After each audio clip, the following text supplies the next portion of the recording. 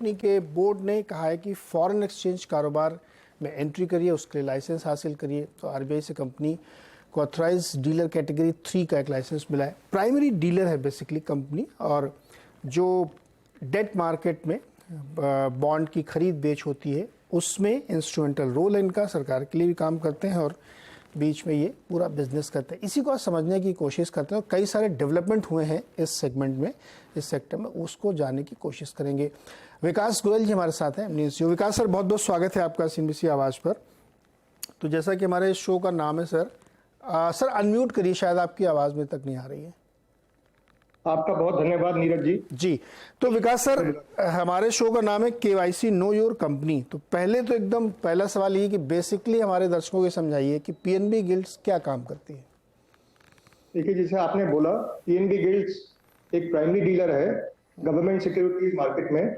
इसका मतलब ये है कि हम गवर्नमेंट सिक्योरिटीज जो इशू करता है government of India via the reserve bank, हम उस को सपोर्ट करते हैं, अंडरराइट करते हैं ऑप्शंस को, और उसके बाद हम उसमें we make market in government securities, which means basically कि हम लिक्विडिटी प्रोवाइड करते हैं। We show prices both on the buy side as well as the sell side.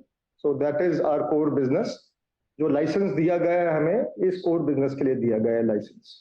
Okay, तो इसमें आपने गवर्नमेंट सिक्योरिटीज के लिए आप एक तरीके से काम करते हैं, उनको बेचते हैं। कंपनी का इसमें बिजनेस कैसे बनता है, कंपनी का क्या प्रॉफिट होता है, कैसे, मतलब आपका मार्जिन क्या है? हमारा जो रेवेन्यू मॉडल है, जो आपको पता ही है, एक तो 3 तरीके हैं। हम खरीदते हैं, आगे बेचते हैं, तो उसमें इन्वेस्टर्स को बेचते हैं। हम तो ट्रेडर हैं, हम आगे इन्वेस्टर्स को बेचते हैं, तो उसमें थोड़ा सा मार्जिन मिलता है, विच इज हमारी टर्मिनोलॉजी में उसको सेल्स मार्जिन कहते हैं, डिस्ट्रीब्यूशन मार्जिन कहते हैं। दूसरा बात है, आपको ये पता है कि इंटरेस्ट रेट अगर ऊपर जाते हैं तो इनका जो प्राइस है सिक्योरिटीज का वो गिरता है। ऑन द अदर हैंड, अगर इंटरेस्ट रेट नीचे जाते हैं तो ये इनका प्राइस बढ़ता है, like any other financial instrument. तो if you are holding it, we are trading it. जैसे आप इक्विटी ट्रेड करते हैं, वैसे ही bonds also can be traded with the view point कि हमें कुछ कैपिटल गेन्स मिले। तीसरा source of income is bonds come with a fixed coupon और interest rate, because these are bonds, इसमें देयर इक्विवेलेंट ऑफ लोन्स, तो इसमें हमें इंटरेस्ट इनकम मिलती है। So that is the third source of income which we have from our primary business. Okay, तो इस तरह से कंपनी कामकाज करती है और बिजनेस बनाती है, this is a business model. अभी कुछ दिनों पहले एक खबर आई कि ग्लोबल बॉन्ड इंडेक्स में इंडिया के को शामिल किया जा रहा है, जेपी मॉर्गन के। उसके बाद से पीएनबी गिल्ड के स्टॉक में 30-40% का एक ज़बरदस्त उछाल आया। तो इससे लोगों ने अंदाजा लगाया कि पीएनबी गिल्ड्स का कामकाज बहुत बढ़ने वाला है। तो वो खबर से पीएनबी गिल्ड का क्या है और हमारे बॉन्ड मार्केट में क्या असर होने वाला है सर? तो इसको मैं 2 तरीकों से मैं इसका उत्तर देता हूँ। वन, जो इंडेक्स इंक्लूजन हुई है ब्रॉडली, वो बॉन्ड मार्केट के लिए अच्छा है। जो बॉन्ड मार्केट के लिए अच्छा है वो ऑब्वियसली पीएनबी गिल्ड्स के लिए अच्छा है। बट ये इंक्लूजन जो है, it will start only from June 24। तो इमीडिएटली तो कुछ जो रिएक्शन होना था वो हो गया, but immediate income from this is, अभी ऐसी कुछ आशा लग नहीं रही है कि अभी इमीडिएट कुछ इनकम होगी। जून 24 से जब स्टार्ट होगा, the real potential of this inclusion will start coming through.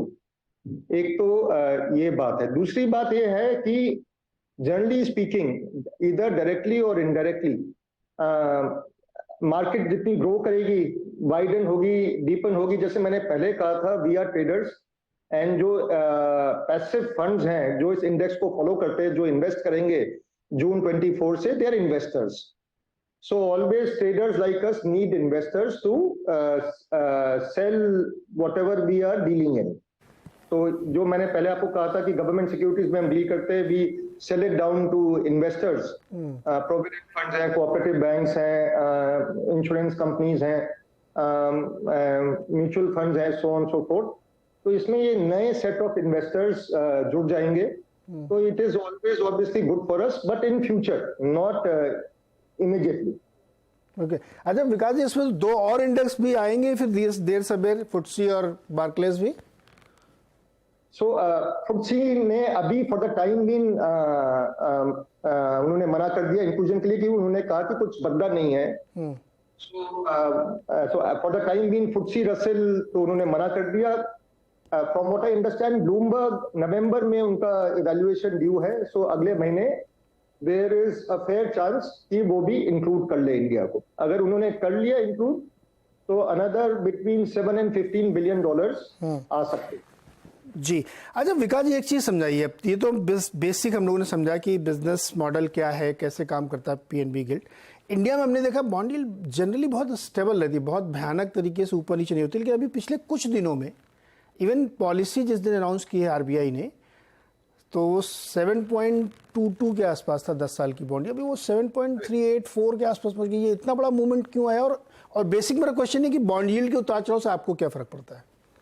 अच्छा जी, तो मैंने जैसे आपको पहले बोला, अगर बॉन्ड यील्ड ऊपर जाती है तो बॉन्ड की प्राइसेस गिरती है, which is bad news for अस। क्योंकि अगर मैं डील कर रहा हूं, I will again give analogy, आपके जो दर्शक हैं उन लोगों को पता है, वो शेयर्स में इन्वेस्ट करते हैं। अगर होल्ड कर रहे हैं शेयर्स और उनकी प्राइस गिर जाए तो obviously it is a loss, notional और अदरवाइज। सिमिलरली हमारे केस में जब इंटरेस्ट रेट्स राइज करते हैं, जैसे आपने करेक्टली बोला कि 7.22 से अबाउट ऑलमोस्ट 740 पहुंच गया, सो अबाउट 18 बेसिस पॉइंट्स। तो obviously the holding of bonds, उनकी प्राइस जो है वो गिर गई है, and we mark to market every day. So obviously this was bad news for us. Now आपने दूसरा प्रश्न पूछा है कि ये इसमें क्या, व्हाई डिड इट हैपन? अभी तक तो बहुत स्टेबल सी थी। हाँ। आपने अगर ध्यान करा होगा तो गवर्नर दास ने व्हाट वाज नॉर्मली सारे वॉट एवर वॉज एक्सपेक्टेड कि रिपो रेट चेंज नहीं होगा, स्टैंड चेंज नहीं होगा, वो तो सब कह दिया, पर उन्होंने एक OMO open market operation sales की अनाउंसमेंट करी। that as he said in English, he may do it to manage liquidity. So that market was not expecting. Sales का मतलब है RBI will be selling government securities and taking out rupee liquidity from the market. अच्छा विकास जी, आप तो जो कि money market के बड़े प्लेयर हैं और आपको बहुत समझ है इसकी, क्या वाकई अपने सिस्टम में बहुत ज़्यादा लिक्विडिटी अभी भी है क्या? So अभी currently liquidity is fairly neutral. आज जो था it is about square in the sense कि अबाउट 10,000 करोड़ सरप्लस था, बट एंटिसिपेशन ये है कि that it will build to about 1,50,000 crore. It is a combination of जो इंक्रीमेंटल CRR लगाया था वो खत्म हो गया है, तो उसका पैसा वापस आ रहा है, प्लस जो RBI की इंटरवेंशन थी इन फॉरेन एक्सचेंज मार्केट, उसमें उन्होंने फॉरवर्ड में जो डॉलर खरीदे हुए थे, वो जो उनकी जो मेच्योरिटीज है उसका एडिशनल रुपीज आएगा, तो 1 से 1.5 लाख करोड़ सरप्लस हो सकता है गोइंग फॉरवर्ड। उसके अगेंस्ट बैलेंस ये है कि lot of money will go now, cash in circulation increases round about festival season, November में इंक्रीज होता है normally, so that goes out of the banking system. Plus, it has always been observed that near about elections also, cash in circulation increases. So it will balance it somewhat, but I think RBI का thinking ये है कि अगर liquidity surplus में रही consistently for a long period, then they can come and sell government securities in the market. But आपको जैसे पता ही है, any market will take the most conservative view, and वही हमारी market ने भी करा है। RBI करे ना करे, but market thinks it will definitely do it, so that is why yields went up and prices came down on the monetary policy day, because this was not expected. ये जो OMO sales की जो बात करी थी governor दास ने, that was a surprise for the market, and market was not positioned or it had not discounted. उन्होंने market ने डिस्काउंट नहीं करा हुआ था ये ऑप्शन। अदर ऑप्शंस भी विकास गोयल साहब, मेरी आवाज आ रही है आपको? हेलो, ये ना मार्केट ने एक्सपेक्ट नहीं करा था। विकास जी, मेरी आवाज आ रही है आपको? हाँ जी, आ रही है। मैं कह रहा हूं कि जो RBI ने ये एक बाउंसर दिया था, तो RBI हम लोग हमेशा मानते हैं कि बहुत ही सोच समझ के वो कोई चीज़ बोलते हैं। अब गवर्नमेंट की जो स्पेंडिंग है इलेक्शन के दौरान वो बहुत बढ़ जाएगी, और यहाँ से लेकर के मार्च अप्रैल तक इलेक्शन ही इलेक्शन है, और ये लिक्विडिटी कहीं जाने वाली नहीं, फेस्टिवल सीजन में और ज़्यादा होगी। तो आपको लगता है कि यहाँ से दिसंबर के बीच में OMO हो जाएगा? नीरज जी, ये डिफिकल्ट टू आंसर, क्योंकि आरबीआई ने क्लियर कट कोई रूल नहीं दिया है कि कब करेंगे। उन्होंने जस्ट ये बोला कि लिक्विडिटी मैनेज करने के लिए करेंगे। बट अगर आप मुझे, if I was to hazard a guess, अगर मुझे कुछ व्यू लेना पड़े, तो मुझे लगता नहीं है कि अभी OMO आएगा इमीडिएटली, एटलीस्ट। ओके, दिसंबर 3 महीना है वो हमारे लिए, आपको पता है वो तो बहुत लंबा समय है। बट अभी इमीडिएटली तो नहीं लग रहा मुझे कुछ आने वाला है। ओके। गोयल साहब, एक चीज़ और समझाइए कि ये जो बॉन्ड डील बड़ी सी सिचुएशन में कि OMO हो सकता है, ऊपर गई है, क्या आपको ऐसा अंदाज़ा लगता है बॉन्ड मार्केट के बिहेवियर को देखते हुए इस समय कि ये रेट ऑफ इंटरेस्ट थोड़ा ऊपर की तरफ जाने की इशारा कर रही है, कंसिडरिंग यूएस फेडरल रिजर्व बातें चल रही हैं कि एक हाइक हो सकता है, पॉज हो सकता है, अभी पता नहीं, वो नवंबर 1 को पता चलेगा हमें। ट्रेजेक्ट्री आपके यहाँ जो बॉन्ड मार्केट की वो क्या कह रही है? तो partially the one reason RBI के एक्शन के लिए ये भी हो सकता है कि US yield was 10 year yield was very high, तो जिसको हम कहते हैं स्प्रेड, 10 साल हमारा और 10 साल यूएस का, that has squeeze down to a all time low. तो RBI had to manage it, keeping in view globally जो हो रहा है। तो that was one reason for this OMO sales can be potentially. अभी जो नया फैक्टर आया है, again geopolitical risk, this Israel Palestine Gaza issue which has emerged on Saturday. There is a flight to quality, जिसको कहते हैं flight to quality. Initially है people are buying dollars and they're with the dollars they're buying US Treasury. जो US yield ऊपर जा रही थी, that has reversed course. So 490 तक almost पहुंच गया था US 10 year. Currently it is at about 465. And last Friday it was about 478. And जब ये इजराइल गाजा का इशू इमर्ज हुआ, उसके बाद से there has been lot of buying in US treasury as a safe haven. So gold में buying है, bullion में नॉर्मली बाइंग होती है as a safe haven, and US treasury में होती है ट्रेडिशनली। जी विकास सर, एक और समस्या है। हाँ जी, चूंकि यूएस गवर्नमेंट को बहुत पैसे चाहिए, है ना, और चीन उनकी ट्रेजरी बेच रहा है दबा के, और दूसरे लोग भी बेच रहे हैं, तो बायर तो मिल नहीं रहा है, तो डेफिनेटली वो यील्ड और ऊपर जाएगी ही जाएगी। वहाँ पे यूएस में नीचे आने की संभावना कम लग रही है, अगर ये जियोपॉलिटिकल टेंशन ना हो तब भी। तो इस कॉन्टेक्स्ट को अगर हम देखें तो भारत और यहाँ की वो यील्ड में लगभग 2 से 2.25% का डिफरेंस होना चाहिए, जो अब धीरे धीरे कम होता जा रहा है। कैसे देखिए उसमें जो आप सप्लाई, जो आप कह रहे हैं वो सप्लाई इशू का कह रहे हैं, but consistently US dollar as a reserve currency globally, उसका ऑल्टरनेटिव, क्रेडिबल ऑल्टरनेटिव नहीं इमर्ज हुआ है अभी तक। आप अगर बेच दोगे तो आप अपने रिजर्व को किस करेंसी में रखेंगे आप? So essentially yes, China has sold in the past, maybe that is to put pressure, because that is essentially part of a plan, maybe what is happening between US and China. But from a supply viewpoint नहीं बेचता, because कोई भी central bank most probably supply viewpoint से नहीं बेचेगा, because there is no alternative. आप अगर आप डॉलर, अपने रिजर्व डॉलर में रखेंगे तो किस में रखेंगे?